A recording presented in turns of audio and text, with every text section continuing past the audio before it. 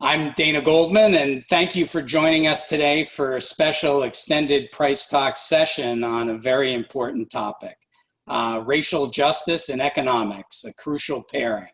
It's hosted in partnership with the Lusk Center for Real Estate. And over the past several months, we've seen renewed urgency around issues of societal inequities.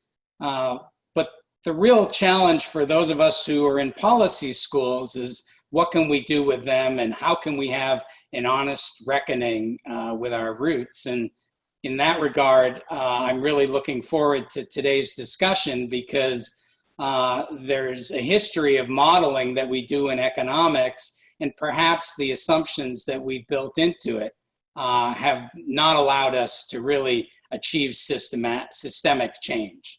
So in that regard, I'm really pleased to introduce our two speakers today.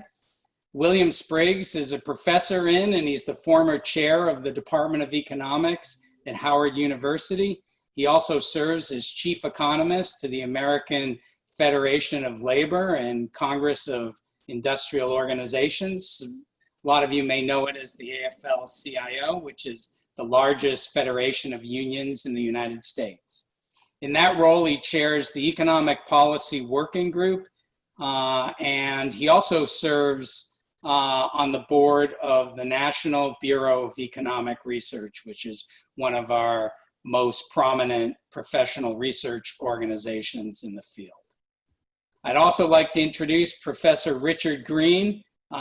He's the director and chair of the USC Lusk Center for Real Estate and chair of the Price School Department of Real Estate Development. He also gave me my first job at USC, for which I'll be eternally grateful. So thank you both for participating in this discussion. And Richard, I'm going to hand it over to you. So thank you, Dana, very much for making this event happen. I just want to give a little background before I turn it over to our distinguished guest, Bill Spriggs.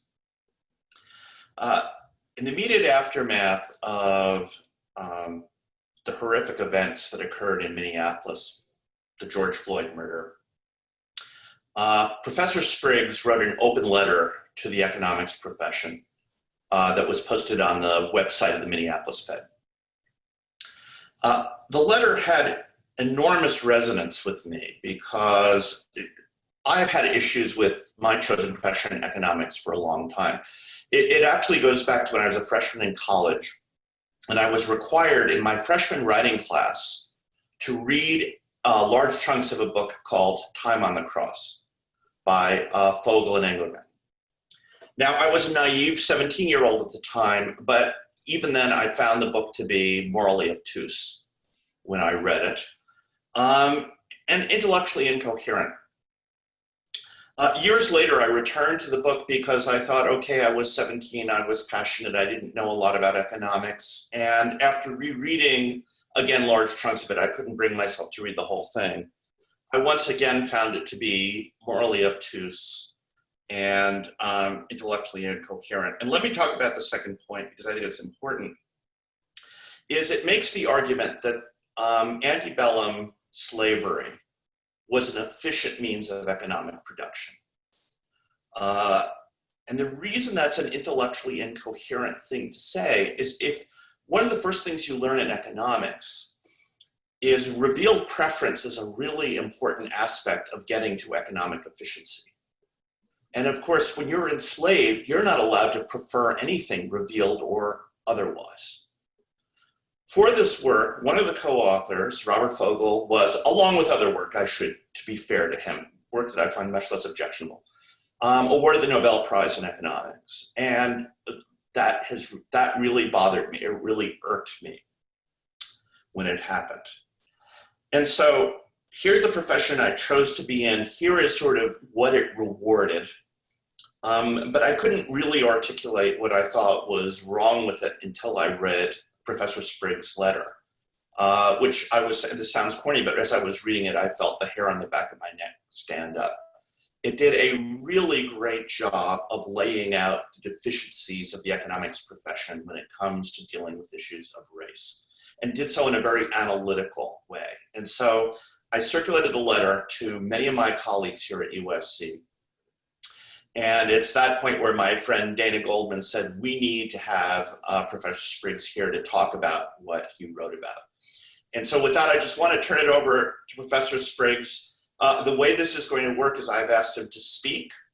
I will then ask him some questions, and then we will open the floor to questions. Please, please, please use the Q&A box for asking questions, and we will curate them from there. So Bill Spriggs, oh, and one other thing I need to mention about, we are both alums of the University of Wisconsin-Madison economics PhD program, where we studied under some of the finest econometricians of the 20th century. So Bill, please take it away. Thanks so much, and thank you very much for inviting me to present on the letter. I didn't know exactly where I wanted to start, but I want to segue from a time on the cross, because I think that helps to show why it's hard to be a minority in the economics profession. Gratefully, there was a companion volume that came out soon after, because it did upset some economists, and a book that tore apart the research in great detail. But another premise in Time on the Cross was that it wasn't that bad to be a slave. This gets to part of what you were saying about the efficiency of the institution. And you can ignore the lack of liberty on the part of slaves, because after all, they got fed and housed, as well as workers in the North who were free were being housed, is the argument that was presented. And all these horrible stories about slaves being beaten or castrated or burned, or whatever story you think about slavery, that wasn't true, because remember, slaves were worth a lot of money. And the argument was no slave owner would beat their slave, because that would be like beating your horse. And horses are expensive. And of course, you wouldn't beat a horse or maim it. And they had some very selective set of records they produced to argue that this very expensive property wouldn't in any way be damaged. And the fact that resonated with economists enough that, you know, other economists would overlook it and award a Nobel Prize gets to this issue that Black lives don't matter in economics. The sense that harm has been done to Black people, we can excuse, we can mask over it, we can even tell stories and create data, as we found out in the volume that was in response to that not only stretch credulity, but actually stretch the facts. And so this sense that we don't have to worry about slavery as a subject as economists, because after all, these Black people, it was a picnic. It was, if you want to talk about something, talk about those poor textile workers in Springfield, Mass. That thought continues forward when you look at how economists treat Jim Crow. It's treated by economists as if it were a period of high school lunchroom preferences. The white kids sit over here and the Black kids sit over there, and they eat together, and there's no problem here. And of course, it's an irritant, because we know that Jim Crow was a violent system, and it was maintained with violence, even when the modern way in which economists have begun to look at race relations, when Gary Becker looked at race and put forth the modern way of looking at race for economists. In the midst of that, he wrote that while violence was being done to Black civil rights workers for doing fundamental things like riding a bus, and at the same time, you know, we had kids in Birmingham having dogs sicked on them and hoses put on them because they wanted to go to a library. to think that this was a benign system and it was just a bunch of preferences in the face of the clear violence to maintain that system just stretches credulity. And to think, well, there's no harm here. There's no way that anyone could be harmed by that system is a irritant. It's another way of saying Black lives don't matter, because the pain that was suffered by the lack of opportunity, which was clearly enforced physically, it was clear at the time, is an irritant. I want to start with that sort of segue to the what I consider to be sort of the original sin of the discipline, which is the founders of the American Economic Association, all of them, were the brains behind the eugenics movement in the United States. All of them wrote against the world that we would hope that would be this dispassionate view economists have of efficient agents and maximization based on objective criteria. All of them wrote of the inferiority of people who weren't white Anglo-Saxon Protestants. They railed against the new immigrants. They did not like Jews. They did not like people from Italy. They especially did not like Black people. They did not like the Chinese workers who were brought in to work on the railroads.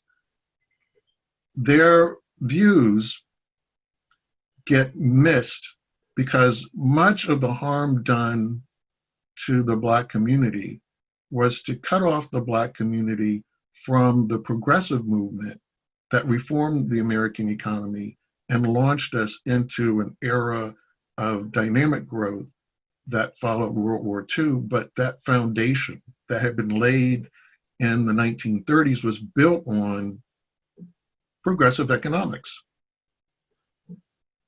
But they explicitly taught to their students and put into their textbooks that a worse economic crime would be to continue to let the lesser people prosper and gain from the Industrial Revolution, because that would mean the United States would be overrun by these poorly fitted people. And what we really needed to do was to protect America from that happening. They coined phrases about this negative selection that was taking place because industrialization made possible wages and jobs that allowed these people to multiply, and that whites were creating their own genocide by letting these inferior groups advance. So when we get to the progressive laws that finally became our framework, no economist was trained or believed that the minimum wage should protect Black workers. They had a perverse argument, actually, before the minimum wage came into place. They believed that actually we want a minimum wage because if we have a minimum wage, employers would not hire these undesirable people. They would starve to death, and we would be done with them. They would be gone. Because they also had a deep belief that these undesirable people were inferior beings. As today, there's high correlation between Blacks and illness because of the socioeconomic conditions under which most Blacks lived at the time. They were convinced that, well, at some point we won't have to worry about Blacks because they are physically inferior, and at some point they'll disease and other things will wipe them out, and as long as we're not kind to them in the economy, that will happen faster. So perversely, they wanted a minimum wage because they thought it would make the inferior people go away. But they had no intention of protecting the wages of Black workers. So when Southerners objected, when the legislation was being formed, to the inclusion of Black workers, there were no real allies. There were no economists who were saying, oh, wait, but, for efficiency's sake, nothing. The exclusion of blacks from the National Labor Relations Act, unfortunately, one of my heroes, John Commons, Selig Perlman, neither of them believed that blacks should be in unions. So the idea that farm workers, domestic workers would have the protection of the National Labor Relations Act, no, because they didn't believe those people deserved to have that protection. Fast forward, having excluded African Americans from participating in access to housing programs, access to labor protections, access to unemployment insurance, access to the Social Security Act, including, as the act was originally written, the provisions for aid to families with dependent children was written explicitly so that local authorities could exclude whichever families they chose, and they always used the unfit clause to exclude Black women. So this foundation of this set of beliefs, and more damaging, the promulgation among economists, a belief that race was exogenously determined, because that was their foundation in arguing for eugenics, was that race is a natural order and there are superior and inferior races. Economists to this day continue to act as if race was exogenous. And so therefore you can run a regression and put in this exogenous variable, even though, honestly, you have never read an article in which an economist put the race variable into equation and then felt that they had to define it. There's no other variable, no other variable. You can enter into an equation and people won't ask you, what are you measuring? What does it measure? What's the unit of measure? What are you claiming this variable represents? Is it an instrument for something? What is it? No one ever asks that question. No one ever writes it down. At the time of the founding of the American Economic Association, though, it was clear what was happening because America defined race. This was the period of Jim Crow, and it became necessary to come up with the legal definitions to execute Jim Crow. And so at the same time they're writing as if it's exogenous, around that same time you have the Plessy v. Ferguson decision. Normally when I give this talk, sometimes I put up Plessy's picture. If you saw a picture of Plessy, the plaintiff in the case, and you didn't know the history, I'm sure, I bet money, all of you would go, I don't understand the case, because why is he the plaintiff? How did he get to be the plaintiff? The actual case was Plessy had one Black great-grandparent, one Black great-grandparent, not Black grandparent, one Black great-grandparent. He argued because he was 1/8 Black that in his home state, he was considered white. And when he boarded the train in New Orleans, his argument was, it said white and colored. I am white, and therefore I get to sit in the white section. The conductor objected. The conductor says, you're not white, you're Black, and forced him to sit in the colored section. He sued because he claimed he had white privilege. The Supreme Court ruled, you do not determine your race. We don't care if both your parents look white. We don't care if your grandparents looked white. We don't care that they were white. We don't care that you have more white relatives than Black relatives by a lot. The state of Louisiana determines what your race is, not you. And therefore, whatever the state of Louisiana does to draw that line, that's where the line is. This is endogenous. This is a game theory. This is, how do I design a group that I'm going to determine what rights and privileges they have So at the end of the day, a group of people still benefit enough that they don't poison the entire system that we all lose. And if you understand that, then you can understand why, if you go to Brazil, there are a lot of people in the United States you consider to be Black. You have a long time trying to explain to people in Brazil why that person is Black, because in Brazil, that's not how they drew the color line. They drew the color line in a different way. This is similar in other societies where they may not have chosen color and race, but may have chosen religion or may have chosen ethnic group. This repeats throughout the world. This idea that there are groups that we will define as having limited rights, we will limit their rights and we will limit them access. So this is endogenous, and it's irritating to see economists treat it like it's exogenous. It's irritating to see economists not properly identify the variable. In the United States, when someone checks Black, they mean, do you belong to that group that was so designated that I could have forced you into a segregated army? I could have said where you can sit, where you cannot sit, which water fountain you can drink out of.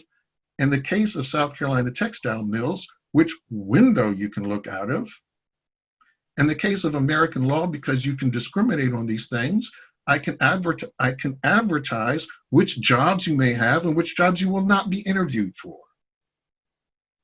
That is what that variable indicates. Do you belong to that group? And so it's astounding understanding that is what that variable means when economists go, I don't know what this coefficient means. It's negative, but it cannot mean that having designated this group to not have access to voting, not have access to education, not have access to housing, on and on and on and on, that the market is totally independent in thinking about this person. And to give agency, because sometimes, people are nice about this, and they'll say, well, yes, we know that there were racial covenants. We know that we segregated cities using these designations, and you should read racial covenants because, again, you will see they had to define the people who are being denied access to buying the property. It's not exogenous. And it differs. It differs by time and it differs by place how the legal instrument was written.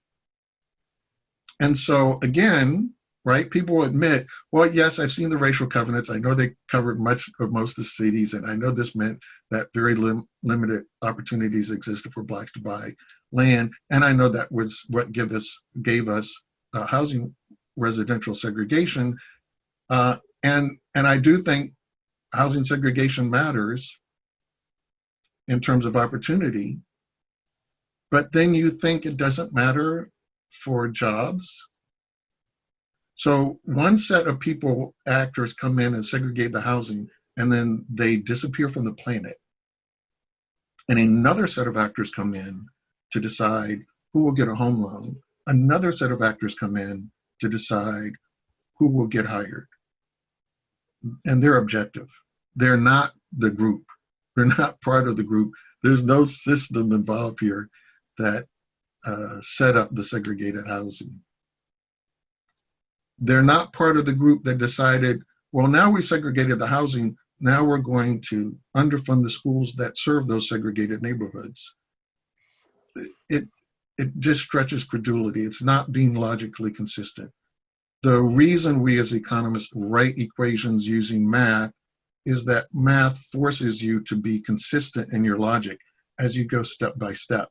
You can't just skip and find yourself contradicting yourself. The math would contradict itself. But on this issue, we ignore the disparities that exist globally. We don't do the comparative studies to inform us that this is in fact a force, it is real, and it is an economic force that matters. and we don't bother to measure what we're purporting to measure when we put the variable race into an equation.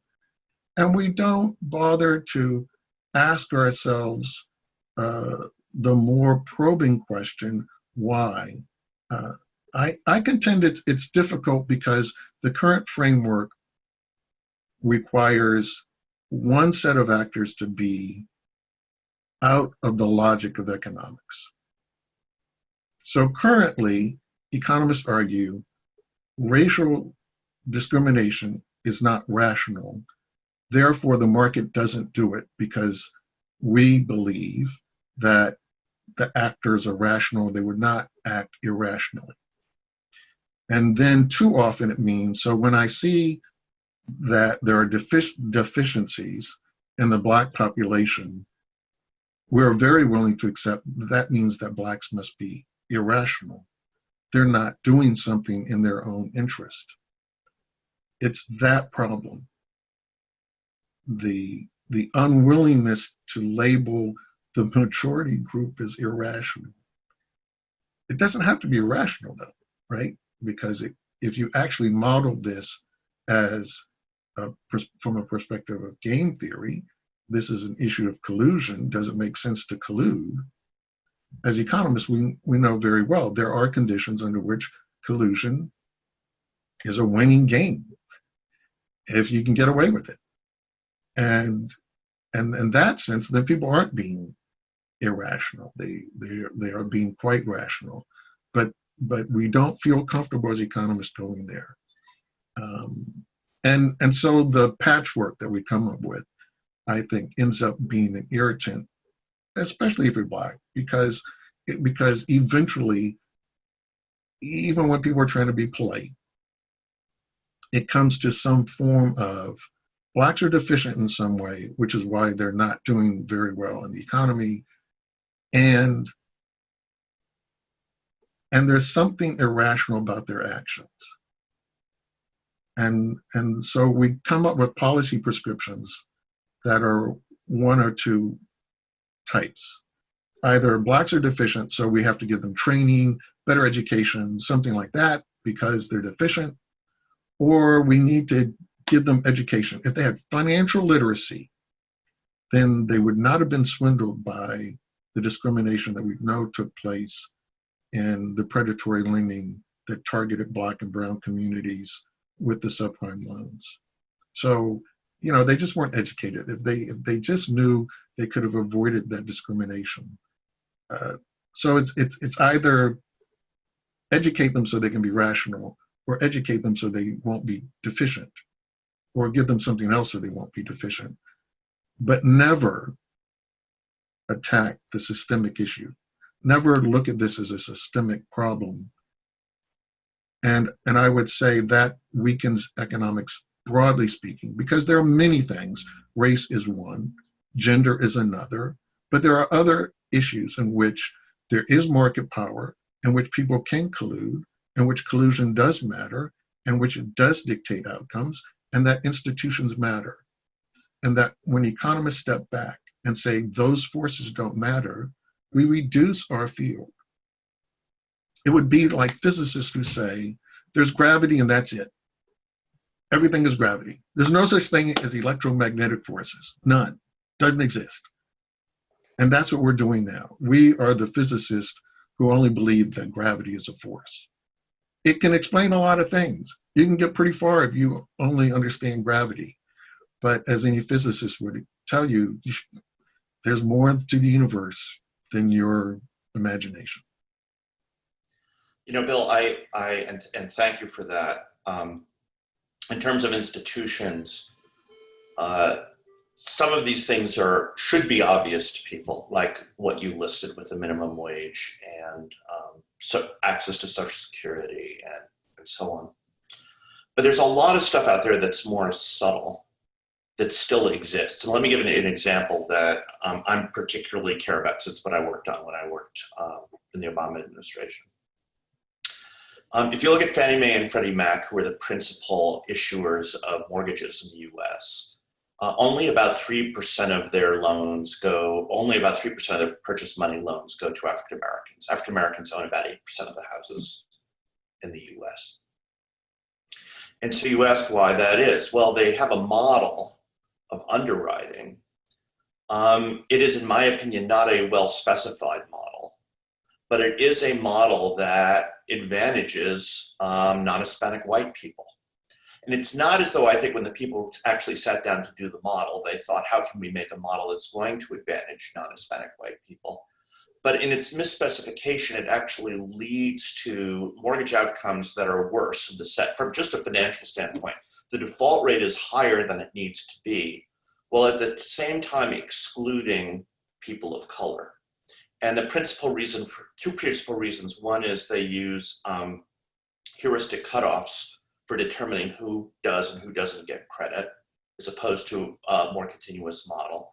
And the other thing is they take people who have thin credit files, so are not easily to score in terms of their credit history, as having bad credit histories, when in fact, such people actually on average sort of have average credit histories. Obviously the variance is higher. Okay. So I think what we need to do is rethink entirely the way we specify models of credit when we're making mortgages. And if you were to do that, you'd get the salubrious outcome of both more people of color being included and also better mortgage performance. Now, the reason I know this is because I spend my life thinking about this sort of thing. But this has to be imbued in the broader economy, this sort of issue. So you could say, yeah, redlining is officially not here anymore, although I would argue it kind of is, but not the way it was in St. Louis 90 years ago. How can we identify these sort of insidious things so we can undo them? Yeah, so I mean, that was one of the points I raised, and I'm very happy you raised it, is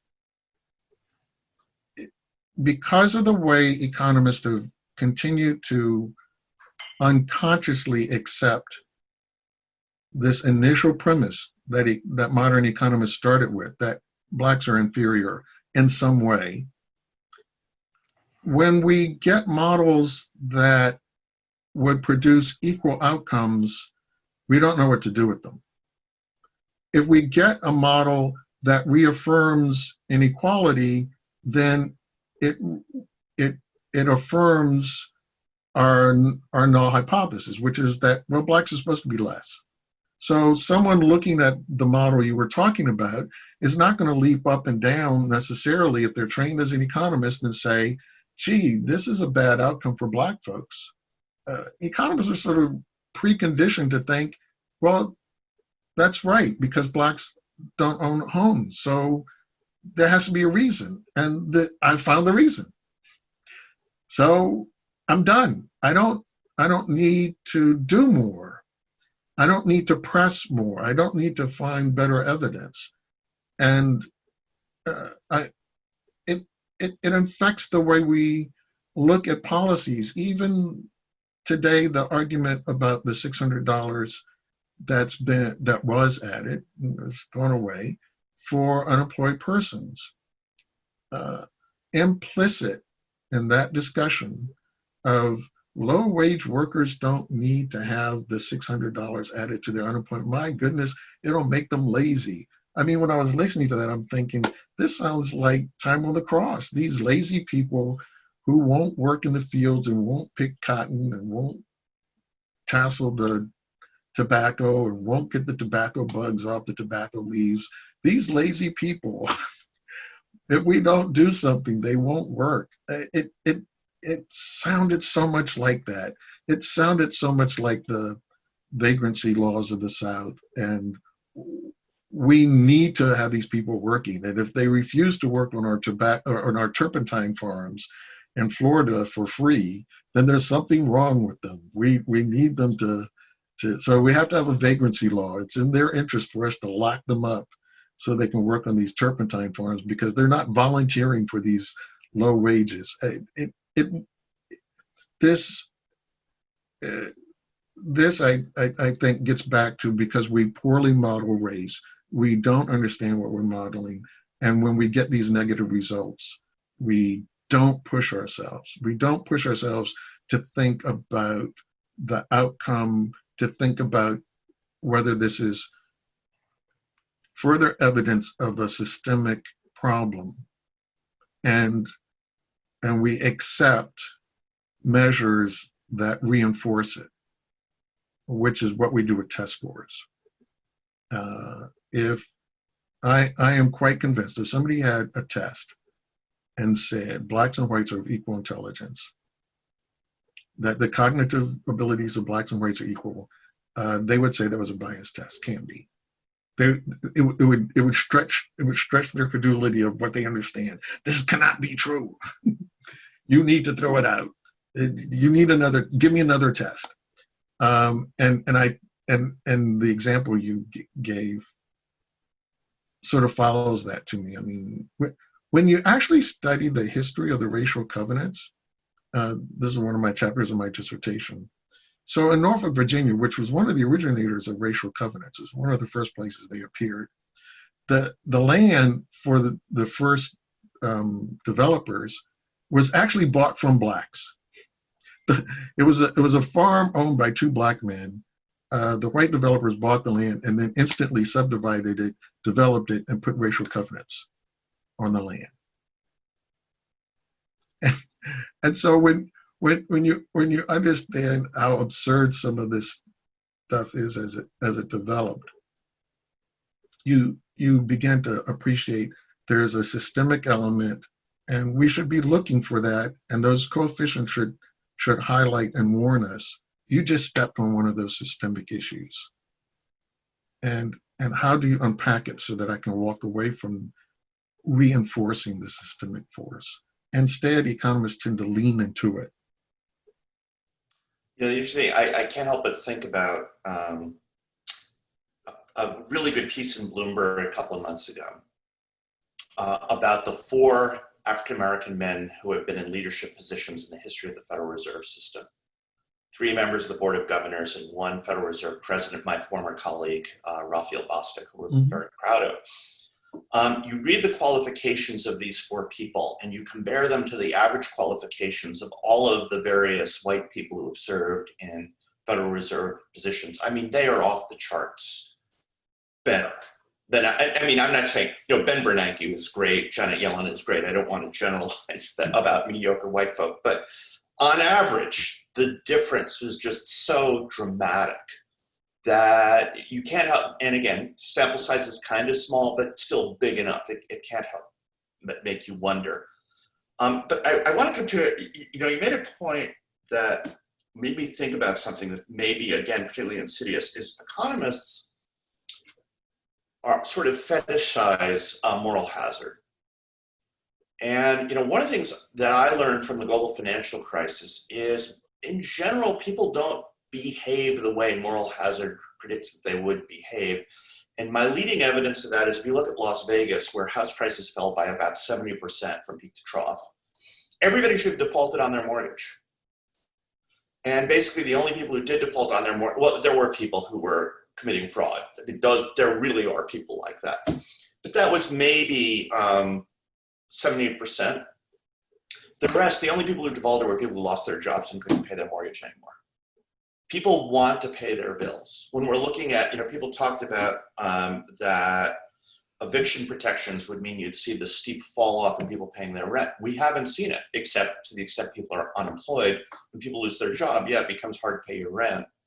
And so if you could comment on sort of the intersection of moral hazard and the issues you were dealing with in your letter, I think that would be, I'd love to hear from you about that. Well, because again, I think the issue of moral hazard is only raised when we're talking about certain people. It's not raised as a general issue. And despite people saying that we would never do this bailout again for Wall Street, at the time, people raised the issue of moral hazard in the way we bailed out Wall Street during the Great Recession. But time and again, we don't let them fail. We don't let Wall Street fail. We don't let certain actors fail, and we don't consider it a moral hazard if we gird them because we think they're essential, and so it's okay. We don't ask when we passed the huge tax cut that gave trillions of dollars, literally, to the richest people on the planet and almost in human history. We don't ask, well, if you essentially paid Congress to pass this, will you then pay Congress to do other things? We didn't do that. But when you think about the argument we had to have about you cannot get food assistance if you don't work, which I thought was the weirdest moral hazard argument to ever raise. In the richest country in the world, why is that a question? If I work, why do I need food assistance? I'm, astounded that someone didn't feel ashamed to say, I will only give you food assistance if you work. And not think, am I not placating the Walmarts and the McDonald's, the two largest employers in the United States, whose workers need food assistance? Is that not moral hazard that I come to rescue your workforce so you don't feel obligated to actually pay your workers enough that they can eat? We do this in a way that is really subjective. It gets called to question. And only when it's against those who are left out. It is the other element that economists have to be wary of, I feel, which is that we are the sycophant of the social sciences. It's part of why we get preferred by the rich and the powerful as a social science, because we always excuse the rich and the powerful. We never challenge them, and so it continues. We don't ask ourselves the moral question as economists, and we excuse ourselves. We excuse ourselves in not asking those questions. And since we're the ones who tend to raise the moral hazard, we're not cautious enough to think, what does that say about your discipline? That none of you are raising the issue that if somebody works, they can't eat. Because number one in labor economics, right? I am supposed to be free to contract. I only enter the labor contract out of freedom of choice. If you are saying that me choosing to work still does not mean I get to eat, how can you possibly conceive of this as a free choice? It's like the question you asked about the slaves. I mean, what is this? What is this optimization that someone is doing if their choice is I absolutely starve to death, or I get a job and I still starve? How can you conceive of this as a freely entered contract? And we excuse that. So I would love to keep asking you questions, but the audience questions are starting to pour in. So I'm going to turn it over to the audience.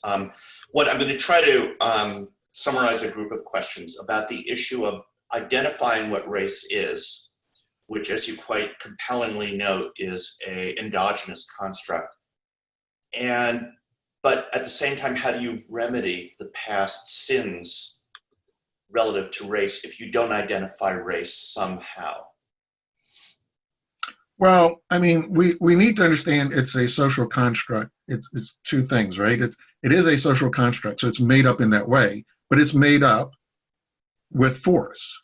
So it's not like arbitrary. It's not made up in the sense of fiction. It's made up in the sense of it has meaning because it still determines how we organize our society. So the problem I find among modern economists, our current generation, tends to be, well, in 1964, we passed a law that said you could no longer do that. You could no longer do that legally. But if someone has organized their entire society, a law is just one way to organize it. It makes collusion easier because it makes it enforceable. The undoing of the race covenants by Thurgood Marshall in this St. Louis case was to remove the enforceability of the race covenants. But residential segregation didn't end in 1946 when he won that case. It didn't stop. It just meant you couldn't go to court and enforce it.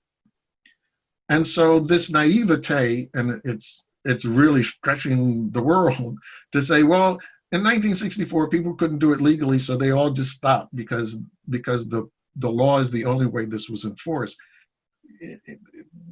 Like, come on. In the United States, there's a tendency to picture Caribbean immigrants as more of an ideal, model immigrant community. There's a tendency to think of them as not damaged in the way of the American descendant of slaves. And I always find this ironic, again, because people don't do comparative race studies, but go to the UK. And Blacks from the Caribbean face roughly a 2-to-1 unemployment rate, even controlling for the fact that in the UK, they have very standardized scores. An A-level exam means something very specific in the UK, and everybody in the UK knows you pass the A-level exams. They still have the same unemployment problem as Black people in the United States, the descendants of the slaves. They are not the model minority of the UK. And the UK does not suffer from the same exact level of legal separation as African Americans have to face. But, let's be clear about the colonial legacy of the UK. And it's clear there was clear racial animus and clear divisions created along race lines, just not in the same explicit way. You don't need laws to collude. You just need laws to help you collude. So I think the hope that we can overcome it gets to us being honest, that we are observing collusion, and to think about what are the outcomes we actually would expect in the absence of collusion. And that doesn't mean this harping on Blacks is deficient. Economists love to raise the issue of Jackie Robinson getting into the major leagues as proof that in a competitive environment, everyone would then realize that you can't discriminate. And economists need to go back and study the integration of Major League Baseball. Jackie Robinson integrated in 46. The Dodgers win the National League pennant the next year. They lose the World Series. The following year, 48, Cleveland, which had also integrated in 46. People don't remember Dobie, but same time. I mean, not personally, I'm a little young, but yes. Yeah, but he broke the color barrier the same year, but didn't get the splash. They had Dobie and they had Satchel Paige. The Cleveland Indians win the World Series in 48. Then the Yankees start winning. They didn't have any Black ball players. But from 1954 onward, every World Series team had a Black ball player.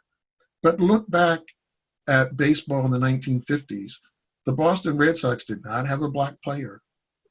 The Washington Senators refused to integrate their team and moved the team to Minnesota because they refused to integrate their team.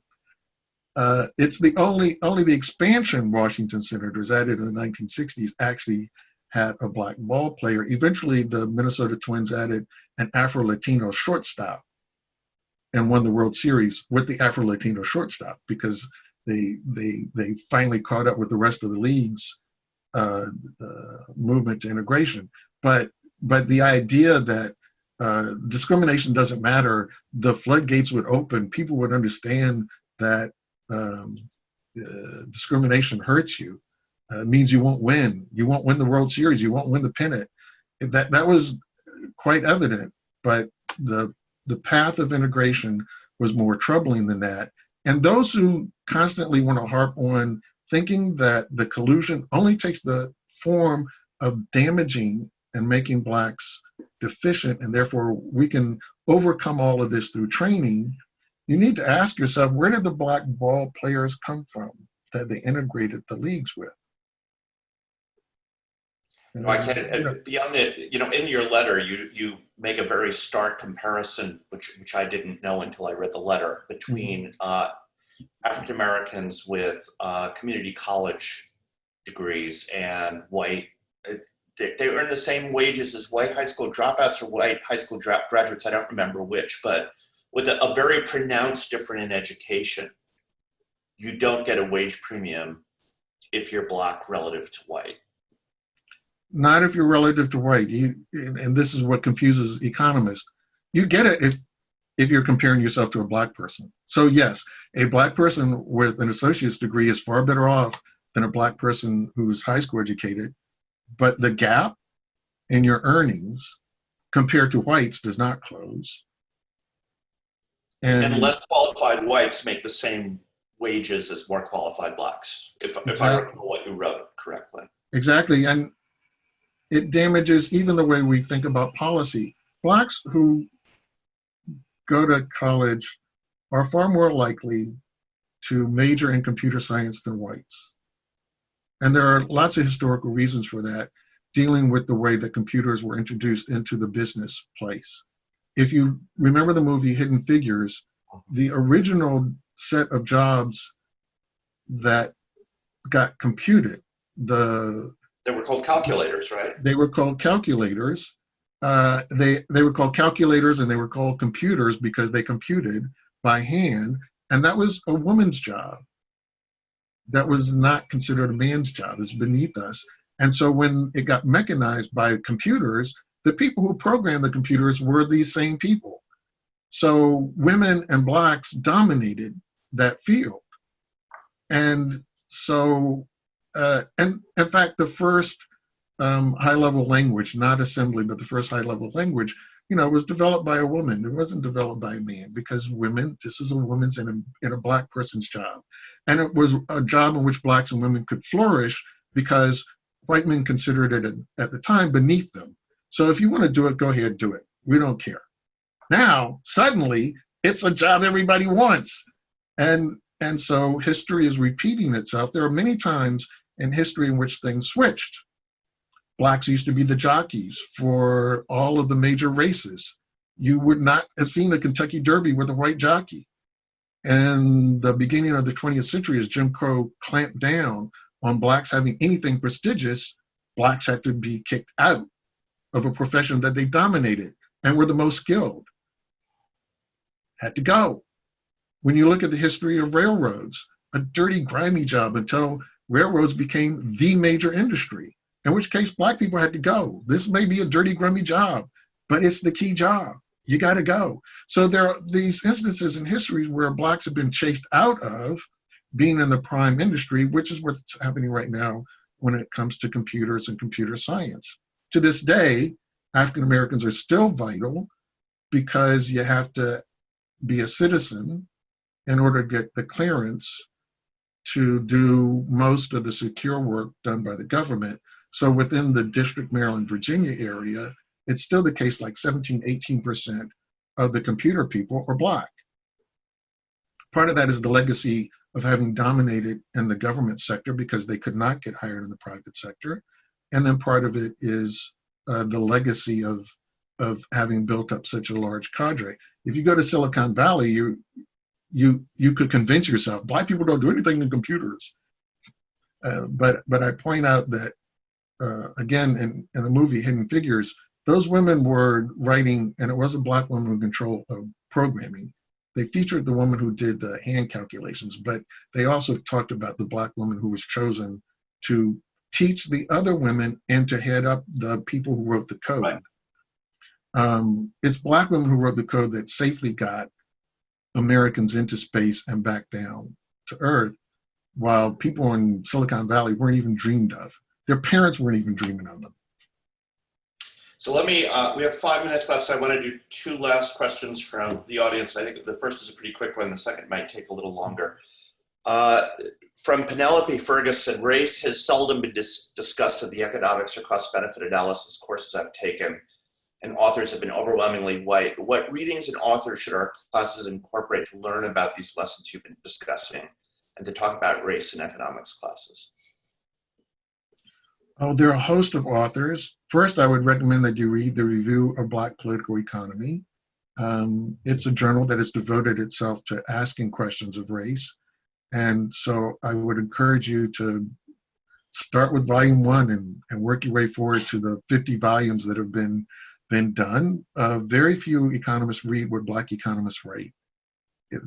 It's unbelievable how that happens. But anyway, authors you should definitely read: William Darity, Derek Hamilton, Patrick Mason.